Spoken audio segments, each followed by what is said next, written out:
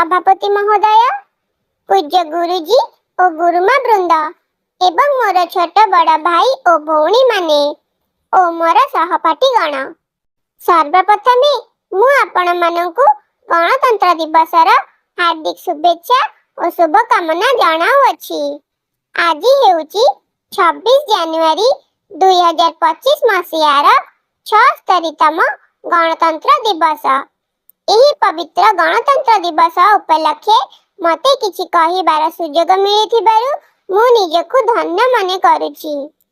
1947 मसीहा अगस्त 15 रे भारत स्वाधीन होइथिला, किंतु सेतेबेले आम देश रे कोनोसी आईन कानून संविधान नथिला। तेणु 1950 मसीहार एही दिन रे डॉक्टर भीमराव अंबेडकर द्वारा संविधान प्रणयन होइथिला। एही संविधान तैयारी करिबा पई 2 वर्ष 11 मास 18 दिन समय लागिथिला। संविधान आम देशर आदर्शर प्रतीक अटे। स्वाधीनता परे एही संविधान आमको से समस्त अधिकार देइछि जाहाको आमे उपभोग करू अछु।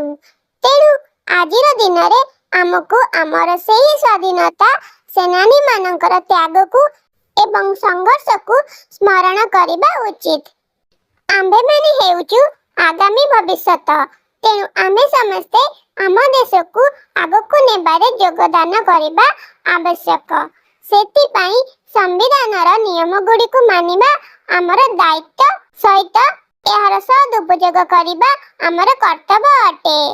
एही संविधान पई एक महान दलित संघर्ष करिथिले, तेणु याकु स्मरण करिबा मध्ये आमर कर्तव्य अटे। आजिर दिन रे आमे एक गर्वित भारतीय हेबा पई शपथ नबा। एतिकी कहि मु मोर वक्तव्य शेष करूची। जय हिंद, जय भारत।